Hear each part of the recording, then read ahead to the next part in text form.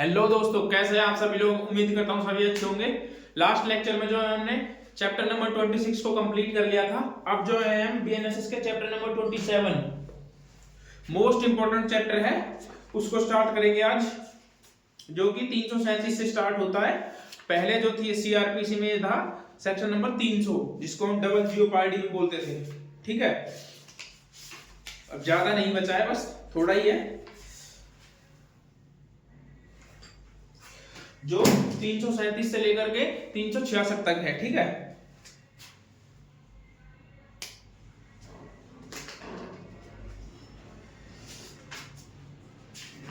दो दिन में जो है ये चैप्टर कंप्लीट हो जाएगा। इसमें कुछ इंपॉर्टेंट सेक्शन हैं जिनको आपको खास तौर पर है जो ध्यान देना है, जैसे कि 337 है और एक है 243 343। ठीक है, ये दो सेक्शन जो है मोस्ट इंपॉर्टेंट है, प्री और मेंस दोनों के हिसाब से जो है इनमें से क्वेश्चन पूछे जाते हैं। ठीक है, 337 को बोलते हैं double jeopardy. General provision as to inquiry and trial, chapter number 26।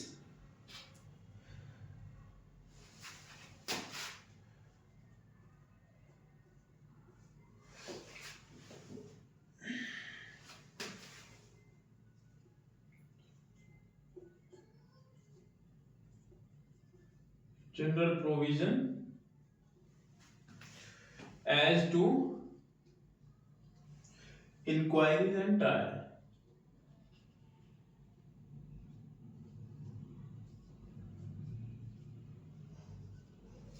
ठीक है, ये जो है चैप्टर का नाम है जांच और विचारण के बारे में साधारण उपबंध, जो 237 से स्टार्ट होकर के कितने तक है, 337 से 366 तक। एक बार देख लेते हैं, ऐसा ना हो कभी गलत हो जाए।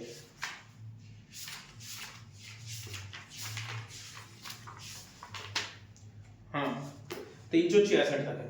तो देखिए 337 को पढ़ने से पहले हमें कुछ टर्म्स समझनी होंगी। देखिए, जैसे कि जब हम सीआरपीसी पढ़ते हैं तो आपने सेक्शन 11 पढ़ा होगा, उसमें एक टर्म हुई थी रेस जुडिकाटा। ठीक है, रेस जुडिकाटा। और जब हम सेक्शन 300 सीआरपीसी या फिर 337 बीएनएसएस को पढ़ते हैं तो उसमें यूज हो रहा है क्या, डबल जियोपार्डी।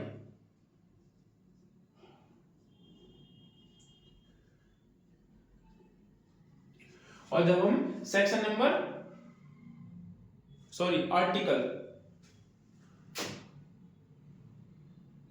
आर्टिकल 20 को पढ़ते हैं तो उसमें क्या होता है, सेल्फ इंक्रिमिनेशन, या फिर उसमें भी कहता है कि जो है आर्टिकल 20 लिख देता हूं। ठीक है, तो ये तीन चीजें, ये क्या कहता है, देखो आर्टिकल 20 जो कहता है, आर्टिकल 20 ये कहता है कि किसी भी व्यक्ति को जो है एक ही अपराध के लिए दो बार जो है पनिशमेंट नहीं दी जा सकती, उसको सिर्फ उस ऑफेंस के लिए एक ही बार पनिश किया जा सकता है। ठीक है, ये कहता है एक ऑफेंस के लिए एक ही बार पनिशमेंट दी जाएगी। ऑफेंस की एक ही पनिशमेंट, एक बार ही पनिशमेंट दी जाएगी। ठीक है,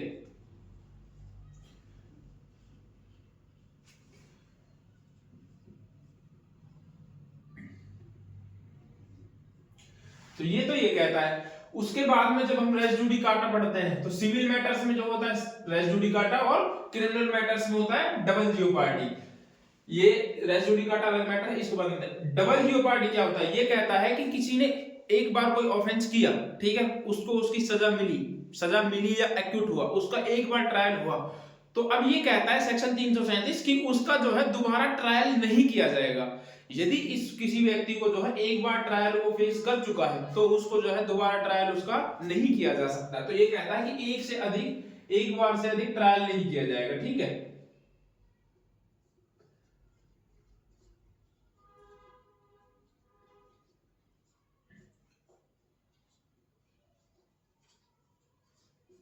तो ये कहता है एक बार से अधिक ट्रायल नहीं।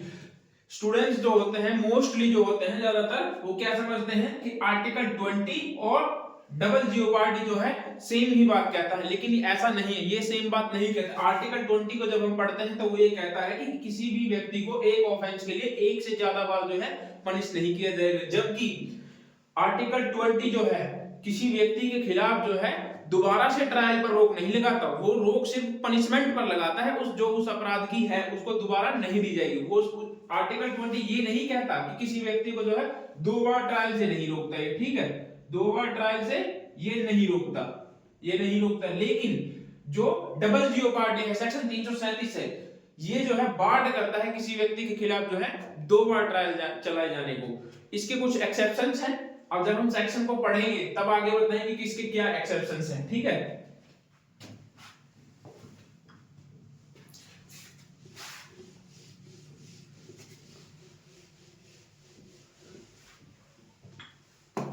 इसके 2 मैगजीन हैं, लैटिन मैगजीन्स, उनको लिख लेना पहले। Order of first convict section 337 की, ठीक है, 337। फर्स्ट क्या है, मैगजीन कौन कौन सी है, order of first convict, order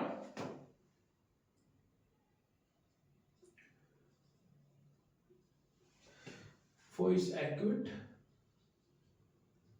order of first convict.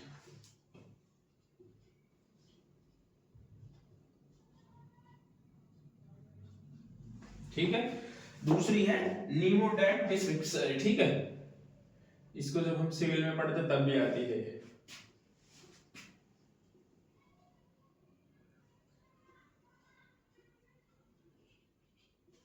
तो जो है ये 2 मैगजीन है, इनको आप याद रखना है, सेक्शन 300 की मैगजीन है, ठीक है, ये यही बात कहती है। अब हम स्टार्ट करते हैं section number 300।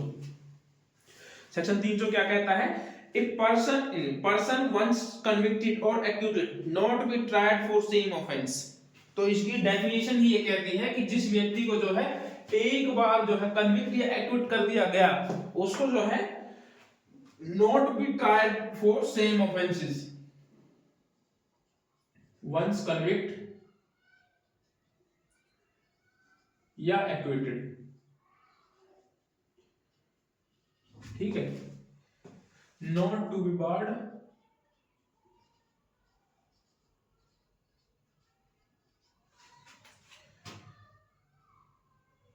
not to be tried है सभी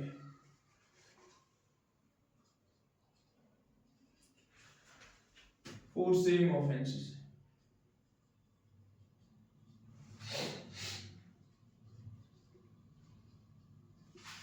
ये कहता है सेक्शन 300 की डेफिनेशन है, ठीक है। क्या कहता है देखो पढ़ेंगे, a person who has once been tried by a court of competent jurisdiction for an offense and convicted or accused of such offense shall will such conviction or acquittal remains in force। ये कहता है कि किसी भी competent court ने किसी भी व्यक्ति को जो है किसी अपराध के लिए जो है या तो कन्विक्ट किया हो या फिर जो है उसको एक्विट किया हो, और वो कन्विक्शन या एक्यूटल जो है रिमेन इन फोर्स हो, मतलब कि हिंदी में बोलते हैं रिमेन इन फोर्स को प्रवृत्त हो, वो अभी तक चल रही हो। यदि किसी व्यक्ति को कन्विक्ट किया और वो अभी तक चल रही है, not be liable to be tried again for the same offence, तो जो है वो दोबारा से उसी ऑफेंस के लिए ट्रायल उसका नहीं किया जाएगा, ठीक है। Nor on the same fact for any other offence for which a different charge from the one made against him might have been made under subsection 1 of section 244 for which he might have been convicted under subsection 2 thereof। तो ये क्या कहता है कि same तथ्यों पर, ठीक है, सेम चार्ज पर या अन्य अपराध के लिए कि जो है उसको सेम फैक्ट्स पर भी जो है आप उसका ट्रायल नहीं कर सकते, जिसके खिलाफ जो है सेक्शन नंबर 244 सब क्लोज ए में जो है उसके खिलाफ आरोप लगाए जा सकते थे, और सेक्शन 244 के सब क्लोज 2 में जो है उसको पनिश किया जा सकता था, ठीक है। तो जो होगा ये कहता है, मतलब कि किसी व्यक्ति के खिलाफ जो है सेक्शन 244 का सब क्लोज 1 क्या कहता है देखेंगे, जब डाउटफुल हो कि कौन सा ऑफेंस किया है, ठीक है, 244 पे आ जाओ। बेरट हमेशा साथ रखें, जब इस बारे में संदेह हो कि कौन सा अपराध किया है, तो उसी चीज के बारे में बात करता है कि जब संदेह हो कि कौन सा अपराध किया, ठीक है। तो जो है किसी व्यक्ति के खिलाफ जो है आप दोबारा चार्ज उस पर नहीं लगा सकते, जब आपने जो है कोई और चार्ज लगा दिया कि आपको संदेह था कि इसने हो सकता है कि ये ऑफेंस भी हो, लेकिन उस टाइम पर जो है आपने क्या नहीं किया, वो जो है सेक्शन नहीं लगाया, फिर चार्ज फ्रेम नहीं किया उस सेक्शन पर, तो जो है बाद में आप उस सेक्शन के लिए जो है सेपरेट ट्रायल जो है नहीं चला सकते दोबारा से उस ऑफेंस के लिए, ठीक है। इसको तोड़ कर जो है इसके एसेंशियल एलिमेंट्स देखेंगे पहले, ठीक है। एसेंशियल एलिमेंट्स ये क्यों देखना जरूरी है, क्योंकि ये प्री और मेंस दोनों में आता है, तो इसलिए जो है इसको अच्छे से करना बहुत जरूरी है, ठीक है। क्या कहता है देखो, फर्स्ट ऑफ ऑल जिस व्यक्ति का किसी अपराध के लिए सक्षम अधिकारिता वाले न्यायालय द्वारा विचारण किया जा चुका है, फर्स्ट ऑफ ऑल ये कहता है कि पहले जो कोर्ट ने जो ट्रायल किया है ना वो कॉम्पिटेंट कोर्ट होनी चाहिए अपने आप में, ठीक है।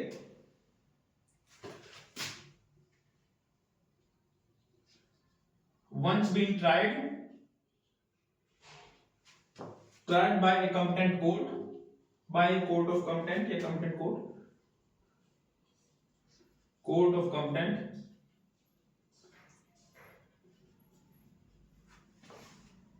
jurisdiction for an offense।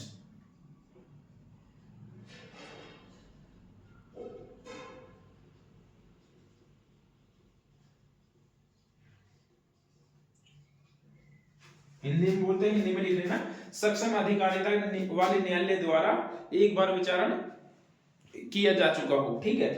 तो फर्स्ट एसेंशियल ये है कि जो है पहला कॉम्पिटेंट कोर्ट ने जो है उसका ट्रायल किया हो, दूसरा कहता है और उसने उस कोर्ट ने जो है उसको क्या किया हो, या तो फिर उसको कन्विक्ट किया हो या फिर जो है एक्विट किया हो। कोर्ट ने क्या किया हो, या कन्विक्ट किया हो या एक्विट किया हो, कन्विक्ट और एक्विट।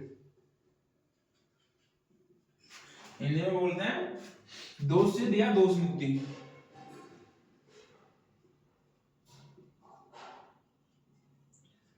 दोष सिद्ध या दोष मुक्ति,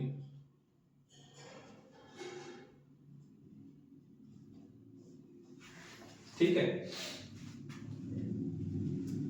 उसके आगे क्या कहता है, और वह दोष मुक्ति या दोष सिद्धि वह उन्हें जब तक ऐसी दोष सिद्धि या दोष मुक्ति प्रवृत्त रहती है, मतलब कि वो इन्फोर्स थी, ऐसा सच कन्विक्शन और एक्यूटल जो है फोर्स था, ठीक है। थर्ड कहता है सच कन्विक्शन और एक्यूटल रिमेन इन फोर्स।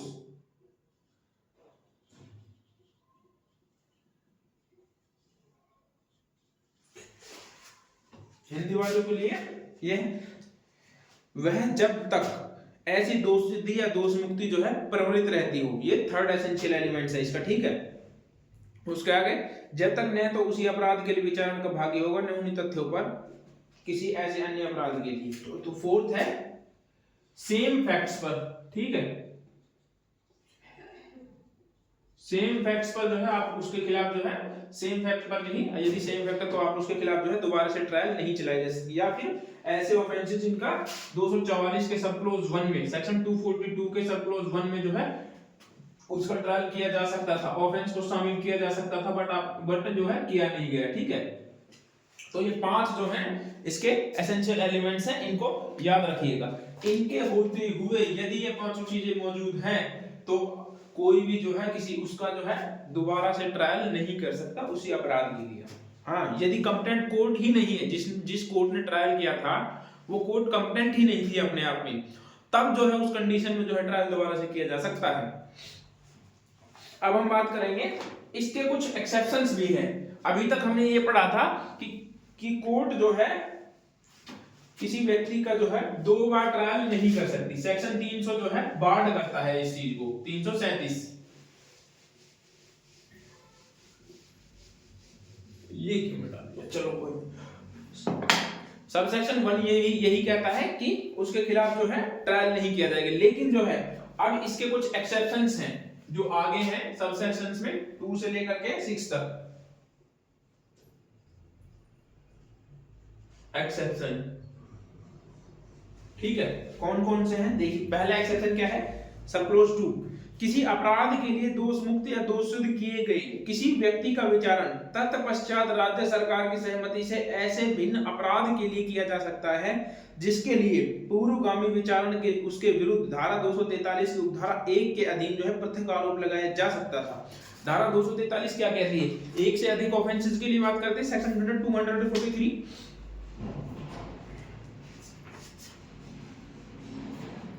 243 एक से अधिक अपराधों के लिए विचारा। ठीक है, तो ये क्या कहता है, स्टेट गवर्नमेंट जो है, स्टेट गवर्नमेंट की कंसेंट से, सब क्लोज टू लिख लेंगे, स्टेट गवर्नमेंट की कंसेंट से, स्टेट गवर्नमेंट की कंसेंट से उसके खिलाफ जो है ट्रायल चलाया जा सकता है दोबारा भी, किसके लिए, जो है सेक्शन नंबर 243 के सब क्लोज 1 सब क्लोज के अधीन जो है उसके खिलाफ यदि अलग से सेपरेट ऑफेंस का चार्ज जो है उसके खिलाफ लगाया जा सकता था, तो जो है उसके लिए जो है उसके खिलाफ ट्रायल किया जा सकता है, तब जो है ये बार्ड नहीं होगा। उसके बाद कहता है सब क्लोज 3, जो व्यक्ति किसी ऐसे कार्य से बनने वाले किसी अपराध के लिए दोषित किया गया है, इट मींस जो कोई जो है उस कार्य के परिणाम स्वरूप जो है वो अपराध बना। ठीक है, मैंने जो एक्ट किया उस एक्ट से ही जो है वो अपराध बना, और जो परिणाम पैदा करता है और उस कार्य से मिलकर उस अपराध से जिसके लिए वह दोषित हुआ है भिन्न कोई अपराध बनता है।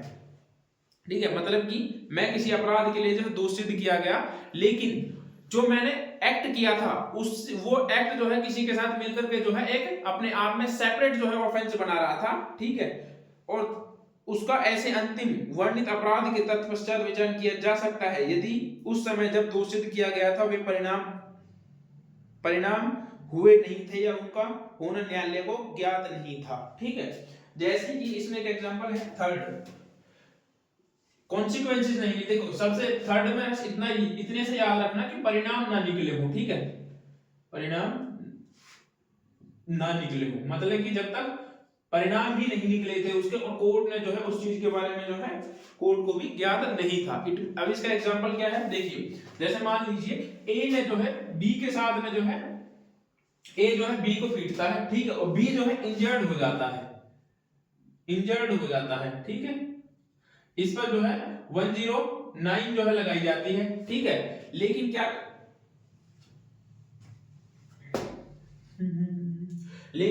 इलाज के दौरान जो है, और इसको जो है ए को जो है 109 के लिए जो है लायबल ठहरा दिया जाता है, और इलाज के दौरान जो है बी की डेथ हो जाती है बाद में। ठीक है, तो अब क्या इसके लिए जो है, क्या इस पर डेथ का ऑफेंस के लिए जो है क्या इसके खिलाफ जो है चार्ज लगाए जा सकते हैं, दोबारा से इसका ट्रायल किया जा सकता है? तो आंसर है यस, इसके खिलाफ जो है दोबारा से ट्रायल किया जा सकता है। क्यों? क्योंकि जो है उस वक्त तक जो है ये परिणाम ही नहीं निकले थे और कोर्ट जो है इस चीज से जो है अवेयर नहीं था उस समय, तो जो है उसके खिलाफ जो है कार्रवाई की जा सकती है। ये कहता है सब क्लोज 3।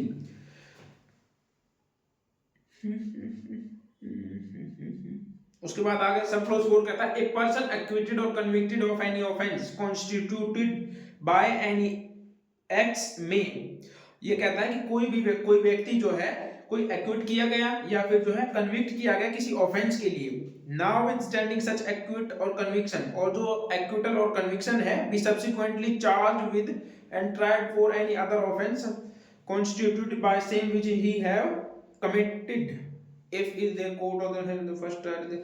तो ये कहता है, यही कहता है कि जो कोर्ट थी ना, जो कोर्ट थी वो अपने आप में ही जो है उस ऑफेंस का ट्रायल करने के लिए कंपेटेंट नहीं थी, लेकिन फिर भी जो है उसने उसका ट्रायल किया, तो उस कंडीशन में भी जो है दोबारा ट्रायल किया जा सकता है। कोर्ट जो है कोर्ट कंपेटेंट नहीं थी।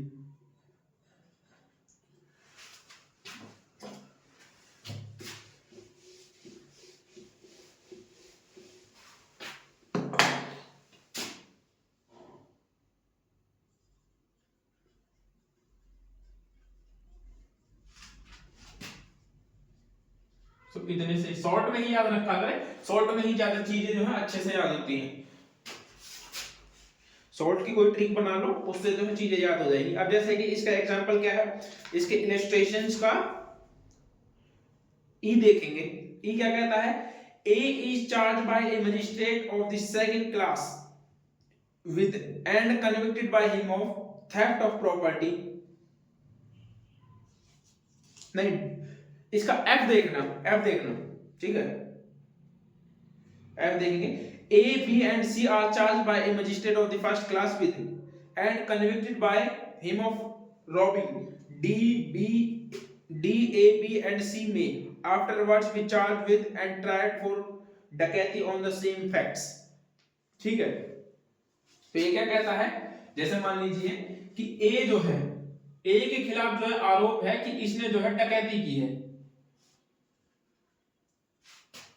डकैती की है, ठीक है। लेकिन जो है, और इसका ट्रायल कौन करता है, जुडिशियल मजिस्ट्रेट फर्स्ट क्लास, ठीक है। ये इसका इलस्ट्रेशन नहीं है, सिर्फ इसको समझाने के लिए दिखाया था मैंने, ठीक है। जुडिशियल मजिस्ट्रेट फर्स्ट क्लास जो है इसका क्या करता है, ट्रायल करता है। तो अब आप लोग बताइए कि क्या ये ट्रायल जो इसने किया है, क्या ये सही है, ठीक है। तो ये कैसे सही हो जाएगा, क्योंकि डकैती जो है वो trial by court of session है, ठीक है, trial by court of session है। तो जुडिशियल मजिस्ट्रेट फर्स्ट क्लास के द्वारा किया गया ट्रायल जो है अपने आप में ही रॉन्ग था, इनकम्पेटेंट था। कोर्ट जो है इनकम्पेटेंट था, वो कर ही नहीं सकता था, लेकिन फिर भी जो उसने ट्रायल किया, तो इस कंडीशन में भी जो है ट्रायल कर सकता है कोर्ट, यदि कोर्ट के पास वो पावर नहीं थी और कोर्ट ने उस पावर का यूज किया। उसके बाद आता है सब क्लॉज 5 पर, धारा 281 के अधीन उन्मोचित किए गए व्यक्ति का उसी अपराध के लिए पुनः विचार उस न्यायालय की जिसके द्वारा उन्मोचित किया गया था प्रथम वर्णित न्यायालय का अधीनस्थ सम्मति के बिना नहीं किया जाएगा। तो इट मींस यदि किसी व्यक्ति को, पांचवा कहता है सेक्शन 281 281, जब हमने 281 पढ़ा था तो हमने पढ़ा था कि डिस्चार्ज का, ठीक है, उसमें डिस्चार्ज का अच्छे से पढ़ा था मैं।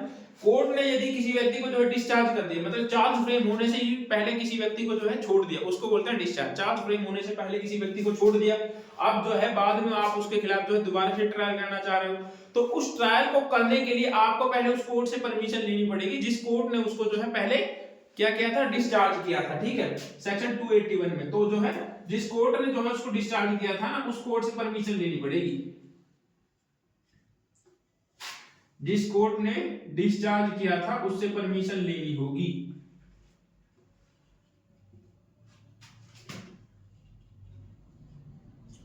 ये डिस्चार्ज के मैटर में,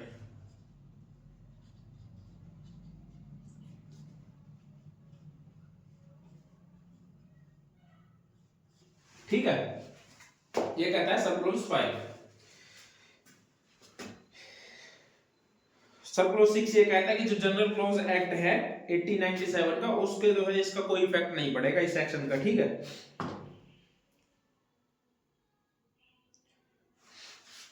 इसका एक एक्सप्लेनेशन है, एक्सप्लेनेशन को देखते हैं। एक्सप्लेनेशन क्या कहता है, एक्सप्लेनेशन कहता है कि जो कंप्लेंट है उसको खारिज किया जाना या अभियुक्त का उन्मोचन इस धारा के प्रयोजन के लिए दोष मुक्ति नहीं है। इट मींस यदि किसी की कंप्लेंट को जो है डिसमिस किया गया है या फिर किसी को डिस्चार्ज किया गया है, ठीक है, तो जो वो अपने आप में क्या होगा, वो दोष मुक्ति नहीं होगी, ठीक है। तो या तो क्या क्या है, या तो कंप्लेंट को डिसमिस किया है, कंप्लेंट को डिसमिस किया है, डिसमिस या एक्विट किया है, सॉरी डिस्चार्ज किया है, ठीक है।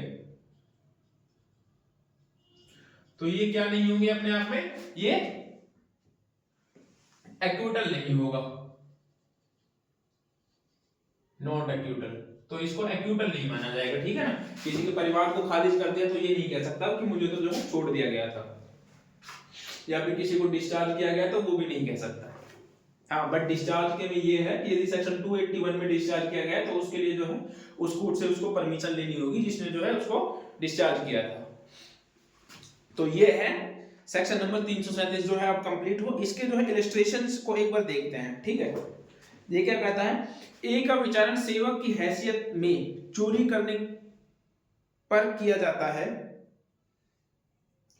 ए का जो है उसको ट्रायल किया जाता है सेवक की हैसियत से कि उसने जो है चोरी की है, और वह दोष मुक्त कर दिया जाता है, और उसको क्या क्या दिया जाता है, एक्यूटल कर दिया जाता है, छोड़ दिया जाता है। जब तक दोष मुक्ति प्रवृत्त रहे उस पर सेवक के रूप में चोरी के लिए उन्हीं तथ्यों पर केवल चोरी के लिए या आपराधिक न्यास भंग के लिए बाद में आरोप नहीं लगाया जा सकता, ठीक है। अब इसमें एक वर्ड यूज किया था बाद में, आपराधिक न्यास भंग, ठीक है, क्रिमिनल ब्रीच ऑफ ट्रस्ट। ये क्या कहता है, देखिए इलस्ट्रेशन को देखिए। फर्स्ट इलस्ट्रेशन क्या कहता है, ये कहता है कि ए पर जो है, ए जो किसी व्यक्ति का सर्वेंट था, इसके खिलाफ जो है ये क्या है, सर्वेंट था, और इस पर जो है थेफ्ट का चार्ज लगाया गया, थेफ्ट का ट्रायल किया गया इसके ऊपर, ठीक है। और जो है बाद में कोर्ट ने इसको क्या माना, इसको एक्यूट कर दिया, कोर्ट ने एक्विट कर दिया। अब बाद में आप इस व्यक्ति के खिलाफ जो है दोबारा से ट्रायल सिर्फ इस वजह से नहीं चला सकते कि जो है सेम फैक्ट्स पर, इन्हीं सेम फैक्ट पर, जो थेफ्ट के सेम फैक्ट पर आप ट्रायल चलाने के लिए नहीं कह सकते कि इसने तो जो है CBT, criminal breach of trust किया था इस व्यक्ति के खिलाफ जो है, इसलिए दोबारा से ट्रायल चलाया जाए। नहीं, आपको जो है ये चीज उसी समय बतानी थी कि इसने जो है क्रिमिनल ब्रीच ऑफ ट्रस्ट भी किया है और इसको जो है क्रिमिनल ब्रीच ऑफ ट्रस्ट का भी जो है चार्ज फ्रेम किया जाए, लेकिन आपने नहीं बताया, तो आप जो है सेम फैक्ट्स पर जो है दोबारा से उसके खिलाफ ट्रायल नहीं कर सकते, ये कहते हुए कि इसने तो जो है चोरी नहीं, क्रिमिनल ब्रीच ऑफ ट्रस्ट किया था। उसके बाद आते हैं सेकंड पर,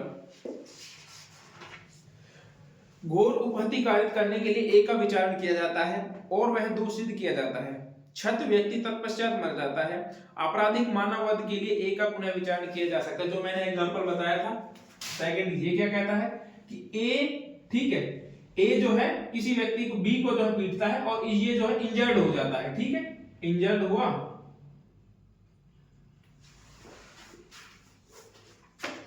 एक मिनट रुकना दोस्तों।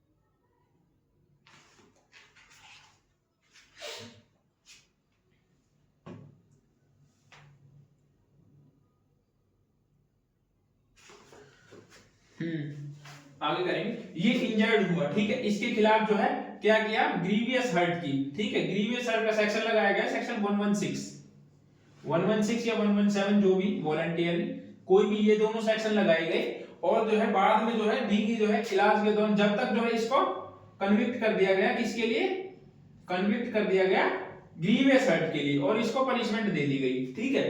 अब ये पनिशमेंट कंटिन्यू रहने तक बीच में ही जो है इसकी डेथ हो जाती है, बी की जो है डेथ हो जाती है, तो अब इसके खिलाफ जो है ए के खिलाफ दोबारा से जो है डेथ के लिए चार्ज या ट्रायल जो है चलाया जा सकता है, इसके खिलाफ जो है दोबारा से ट्रायल स्टार्ट किया जा सकता है, ठीक है, इसमें कोई रोक नहीं। क्यों? क्योंकि उस समय तक जो है उसके परिणाम नहीं निकले थे, जो इसने एक्ट किया था, ए ने बी को पीटा था, उस समय तक जो है कोर्ट को ये नहीं पता था कि इसकी डेथ हो जाएगी, लेकिन उसकी डेथ हो गई तो उसके बाद जो है उसके खिलाफ जो है ट्रायल चलाया जा सकता है दोबारा से, कोई बात नहीं है, ठीक है। एक बार सी देखेंगे, सी क्या कहता है, बी के आपराधिक मानववध के लिए ए पर सेशन न्यायालय के समक्ष आरोप लगाया जाता है और दोष सिद्ध किया जाता है।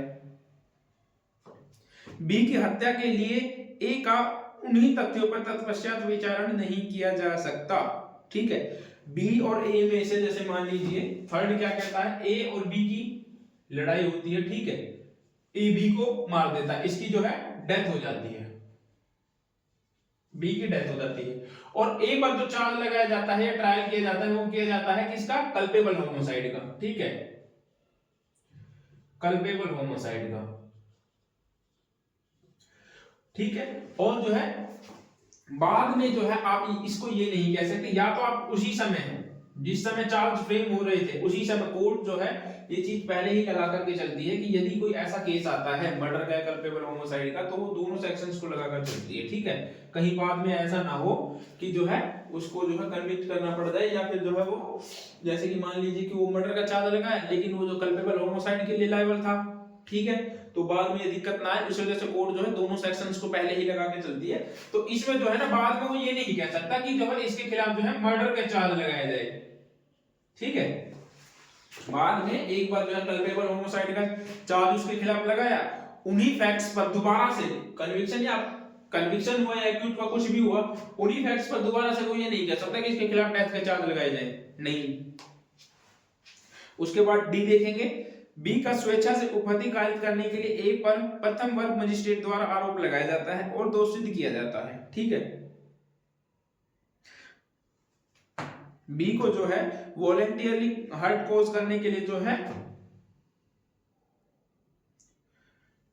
ए पर जो है क्या लगाया जाता है, आरोप लगाया जाता है जुडिशियल मजिस्ट्रेट फर्स्ट क्लास के द्वारा और वह कन्विक्ट कर दिया जाता है। बी को स्वेच्छा से घोर उपहति कारित करने के लिए ए का उन्हीं तथ्यों पर तत्पश्चात विचार नहीं किया जा सकता जब तक कि मामला उपधारा 3 के भीतर न आ जाए। ठीक है, तो मतलब कि बी पर जो है ना क्या नहीं किया जाएगा, बी पर उन्हीं फैक्ट्स पर जो है आप दोबारा से ग्रीवियस हर्ट का चार्ज नहीं लगवा सकते या फिर ग्रीवियस हर्ट का ऑफेंस को कह करके ट्रायल नहीं चला सकते जब तक कि मैटर क्या ना आ जाए, उपधारा 3 के अंदर ना हो। उपधारा 3 क्या कहती है कि कोर्ट यदि जो है उपधारा 3 कहती है कि जब तक उसके परिणाम ना निकले हो उसको छोड़ करके जो है आप उसके खिलाफ ये नहीं कह सकते कि इसके खिलाफ दोबारा ट्रायल किया जाए। उसके बाद आएंगे ई क्या कहता है, बी के शरीर से संपत्ति की चोरी करने के लिए ए पर सेकंड क्लास मजिस्ट्रेट द्वारा आरोप लगाया जाता है और वह दोषित किया जाता है। उन्हीं तथ्यों पर तत्पश्चात ए पर लूट का आरोप लगाया जा सकेगा और उसका विचारण किया जा सके। इसका मेरे को आप कमेंट में बताना कि ऐसा क्यों है। ठीक है, उसके खिलाफ जो है लूट का आरोप क्यों लगाया जा सकता है और उसका ट्रायल क्यों किया जा सकता है दोबारा से। एफ पर चलो मैं ये बता देता हूं क्यों किया जाता है। देखो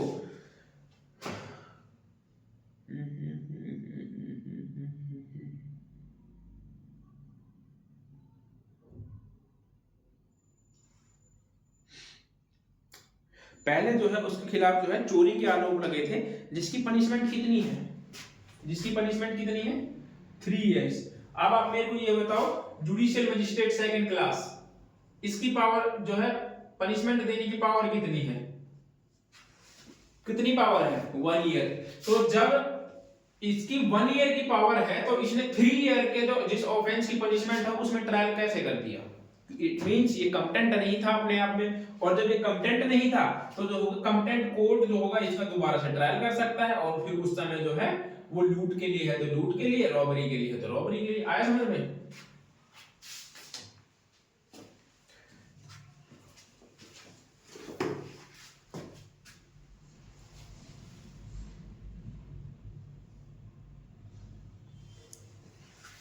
तो सॉरी दोस्तों मुझे देखना पड़ता है बार बार में कहीं वीडियो बंद तो नहीं हुई है, कभी कभी जो होता पूरा लेक्चर रिकॉर्ड कर लेते हैं और वीडियो जो है बंद ही रहती है तो उससे जो है बड़ी दिक्कत होती है हमें।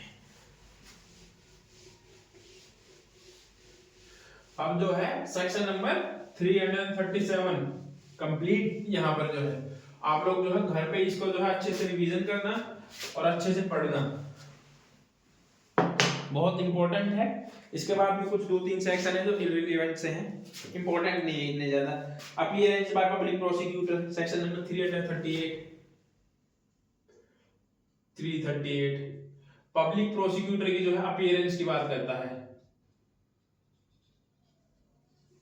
अपीयरेंस की किसी मामले का भाग साधक लोक अभियोजक या सहायक लोक अभियोजक किसी न्यायालय में जिस पर वह मामला जांच विचार या अपील के अधीन है किसी लिखित अधिकार के बिना हाजिर हो सकता है और अभिवचन कर सकता है। इट मींस ये कहता है कि कोई भी जो है पीपी है, ठीक है, या एपीपी है, कोई भी हो वो कोर्ट में जो है बिना वकालतनामे के, बिना लिखित अधिकार मतलब बिना वकालतनामा के भी फाइल अपने आप को अपीयर कर सकते हैं। ठीक है, उसके बाद ये कहता है सब क्लोज 2 इसका इंपॉर्टेंट है। वो क्या कहता है, वो कहता है कि जैसे मान लीजिए ए कोई विक्टिम है, ठीक है, कोई विक्टिम है और वो अपने लिए जो है कोई प्राइवेट वकील करना चाहा तो वो वकील कर सकता है, अपने लिए कोई एडवोकेट हायर कर सकता है, कोई रोक नहीं है। लेकिन जो एडवोकेट होगा ना, जो प्राइवेट एडवोकेट होगा, ठीक है, प्राइवेट एडवोकेट जो होगा वो क्या होगा, वो पीपी के अंडर में होगा। ये कहता है पीपी के अंडर में कैसे होगा, मतलब कि जैसे कि मान लीजिए सेक्शन 311 किसी प्राइवेट एडवोकेट को जो है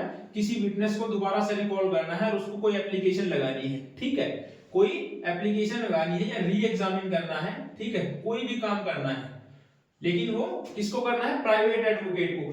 तो वो जो एप्लीकेशन होगी ना, ठीक है, क्या होगी, वो एप्लीकेशन होगी ना, उस पर जो है पहले पीपी के साइन होने जरूरी है। या फिर कोर्ट में आप कोई भी डॉक्यूमेंट जो है दोगे उसको पहले आपको, और उस पर कोई साइन वगैरह की जरूरत है तो, या फिर आपको उसको पहले पीपी को चेक करवाना होगा और पीपी से परमिशन लेनी होगी एक तरीके से। इसको बोलते हैं पीपी के अंडर में होना, ठीक है।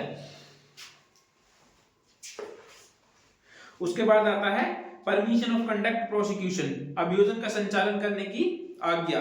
किसी सेक्शन 339 किसी मामले की जांच और विचार करने वाला मजिस्ट्रेट निरीक्षक की पंक्ति से नीचे के पुलिस अधिकारी से अलग किसी भी व्यक्ति द्वारा अभियोजन के संचालित किए जाने की आज्ञा नहीं देगा। इंस्पेक्टर रैंक से नीचे का कि कोई भी जो होगा इंस्पेक्टर रैंक से नीचे का कोई भी व्यक्ति जो है मामले का संचालन करने की परमिशन कोर्ट उसको नहीं देगी, किंतु महाधिवक्ता या सरकारी अधिवक्ता या पीपी या एपीपी से अलग कोई व्यक्ति ऐसी आज्ञा के बिना ऐसा कोई हकदार न होगा। उसके बाद प्रोविजो है, सिंपल सा है, आप लोग एक बार पढ़ोगे समझ में आ जाएगा। प्रोविजो क्या कहता है? प्रोविजो ये कहता है कि कोई भी ऐसा पुलिस ऑफिसर जो है ना क्या नहीं कर सकता, अभियोजन का संचालन नहीं कर सकता जिसने जो है उस इन्वेस्टिगेशन उस ऑफेंस की इन्वेस्टिगेशन में भाग लिया हो। ठीक है, मतलब कि उस जिसका ट्रायल चल रहा है उसी का तो जो है उसने इन्वेस्टिगेट किया और उसी मैटर में जो है वो खुद वकील बनकर अपीयर हो गया, तो वो नहीं हो सकता। उसके बाद 2 कहता है अभियोजन का संचालन करने वाला कोई व्यक्ति स्वयं या अधिवक्ता द्वारा ऐसा कर सकता है, या तो वो स्वयं भी कर सकता है या फिर अपने एडवोकेट के थ्रू भी करवा सकता है। सिंपल है, आप लोग पढ़ोगे ना समझ में आ जाएगा। उसके बाद आता है देखो दो सेक्शन है, सेक्शन नंबर 340 और 341, दोनों सेम ही है। ठीक है, ये क्या था 40 क्या था, right to legal aid, legal aid की बात करते हैं ये दोनों, और ये कहता है कि right to free legal aid. ठीक है, free it means state government इसको प्रोवाइड करती है, इसको कौन देता है, स्टेट गवर्नमेंट। यदि मान लीजिए कोई व्यक्ति गरीब है, उसके पास जो है वकील करने के पैसे नहीं है, तो जो होगा उसको स्टेट गवर्नमेंट उसको कोर्ट जो है कोई वकील प्रोवाइड करा देगी।